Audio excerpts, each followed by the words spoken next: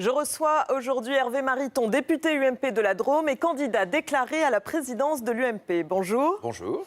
Cette guerre des chefs à l'UMP a démarré très tôt. Est-ce que la candidature d'Alain Juppé n'intervient pas trop tôt et risque d'éclipser dans cette bataille de la primaire le Congrès ? Alain Juppé dit qu'il est candidat aux primaires. Ça a le mérite d'être transparent. Moi, je suis candidat à la présidence de l'UMP, c'est clair.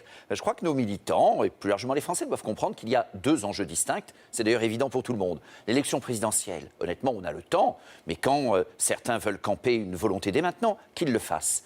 Mais pour pouvoir participer utilement à l'élection présidentielle, pour aspirer à la confiance des Français, pour préparer et réussir l'alternance, on a besoin de remettre de l'ordre dans le parti. Pour cela, je suis candidat à la présidence de l'UMP. Et au fond, les choses aujourd'hui ont le mérite d'être assez simples. Et la candidature d'Alain Juppé aux primaires souligne la clarté de ma démarche. Moi, je dis que je suis candidat à la présidence de l'UMP et que président de l'UMP, je ne serai pas candidat aux primaires présidentielles. Je suis le seul à dire cela. Je suis le seul à dire cela. Il y a d'autres personnalités estimables qui peuvent participer à cette élection à la présidence de l'UMP, mais elles n'ont pas cette clarté. Est-ce que Nicolas Sarkozy, lui aussi, doit se prononcer sur les primaires et dire que s'il est président de l'UMP, il ne sera pas candidat à la primaire ?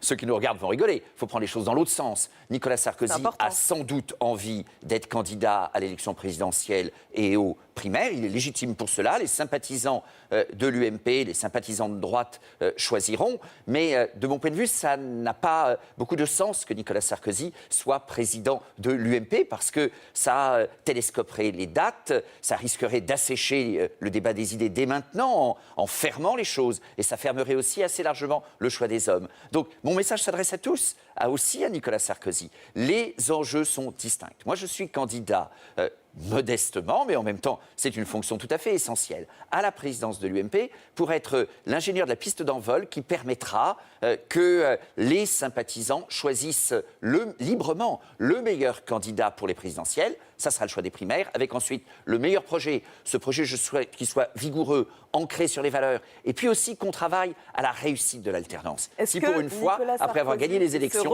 on pouvait gagner l'alternance. Sarkozy par le rouleau compresseur du parti, est-ce que c'est une bonne chose d'après vous ? Mais non, je vois Nicolas Sarkozy début septembre et je lui dirai que, quels que soient ses mérites, et ils existent, et il sait qu'il a la confiance d'un certain nombre de nos adhérents, pas tous, mais de certains adhérents, et je respecte cela, c'est très légitime. Dans les débats que je fais sur le terrain, il y a des avis contrastés.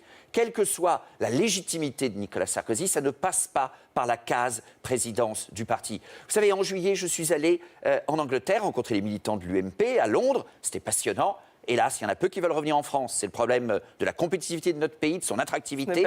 Mais j'ai vu aussi le président du Parti conservateur. Le président du Parti conservateur, il n'est pas candidat pour remplacer David Cameron.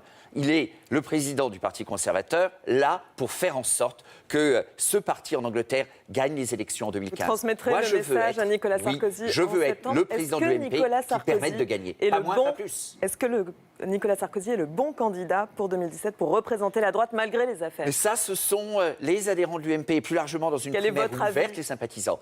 Eh bien, je me dois, comme président de l'UMP, je suis dans cette position candidat et j'espère élu président de l'UMP, à être d'une absolue neutralité. Simplement, je le redis, quand on est neutre, on ne peut pas être acteur. Et donc, je le dis moi-même, je ne serai pas candidat à la primaire présidentielle. Et quand j'entends certains à l'UMP qui disent à la fois qu'ils veulent préparer dans de bonnes conditions la primaire présidentielle et qu'en même temps, ils imagineraient, comme président de l'UMP, d'être candidat, ça n'est pas cohérent. Vous avez peur que Nicolas Sarkozy verrouille l'organisation des primaires s'il arrive à la tête de l'UMP ? Si le président de l'UMP, que ce soit Nicolas Sarkozy, que ce soit un autre, si le président de l'UMP est candidat aux primaires, évidemment que ça verrouille les choses. Évidemment que cela biaise l'enjeu. Évidemment que ça rend beaucoup plus compliqué une primaire ouverte. Moi, je veux qu'on soit dans un contexte utile, efficace. Ma démarche, elle est de mettre de l'efficacité à l'UMP avec une candidature très claire, très ancrée sur les valeurs, claire dans la vision du parti qui doit permettre de gagner les élections,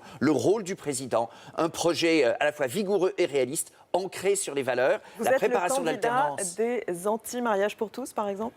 Mais Bien sûr que ceux qui sont les plus nombreux, 95% des députés UMP ont voté contre la loi Taubira, les militants UMP qui par centaines de milliers, les Français par millions qui se sont levés pour dire leur attachement à la famille, évidemment qu'ils me soutiennent parce que cet engagement a été révélateur de la conviction de nos militants et des Français, de la conviction pour les valeurs.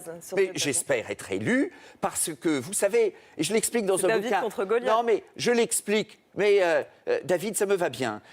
C'est l'un de mes prénoms. Mais j'explique dans le bouquin que je sors début septembre, Le bonheur regarde à droite, combien je crois réellement être aujourd'hui, au fond, le reflet de la conviction de nos militants, qui veulent à la fois être conquérants, ils veulent aller au vent du large, ils veulent que la France gagne. Mais pour que la France prenne sa chance, il faut savoir où on est. C'est une question d'identité, c'est une question de valeur sur la famille. Quel est votre regard justement sur la politique du gouvernement et les annonces de François Hollande cette semaine pour relancer la croissance, les mesures fiscales? Il y a tant de contradictions dans la majorité, tant d'incohérences. Je suis le porte-parole du groupe UMP à la Commission des Finances. Je viens de passer 2 années à dénoncer le matraquage fiscal. Il y a encore quelques semaines, les impôts à baissent. Constater, non, il y a des paroles, la réalité n'est pas là. Je suis désolé, les contribuables vont le voir sur leur feuille d'impôt. Certains ont vu leurs impôts baisser. Les entreprises, oui. Oui, et j'avais un débat avec le ministre socialiste Jean-Marie Le Guen l'autre jour, et il expliquait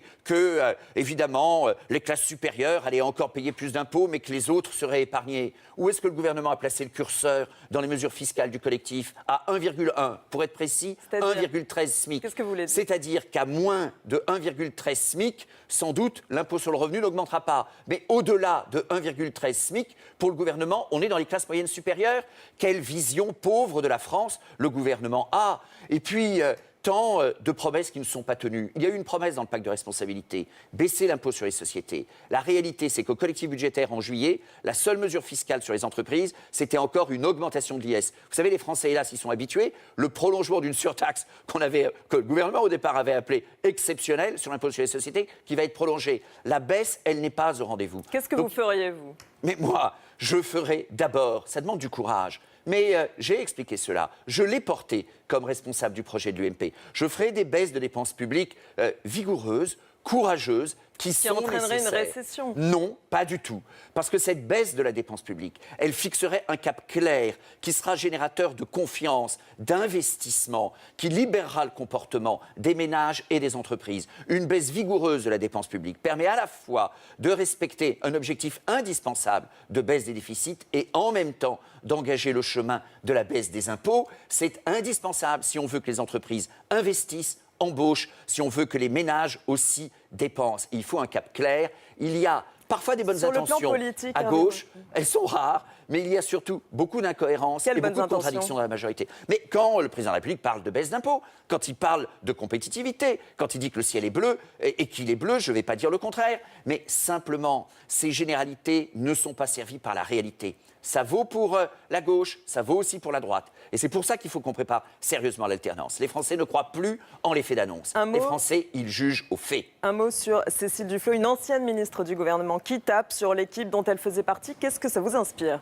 Écoutez, je n'ai jamais eu beaucoup de considération pour ceux qui insultaient un jour ce qu'ils avaient fait la veille ou ce à quoi ils avaient participé la veille. Une de mes caractéristiques en politique, c'est la fidélité. Et en même temps, Cécile Duflot, sur les enjeux et les débats auxquels elle participe, me fait dire...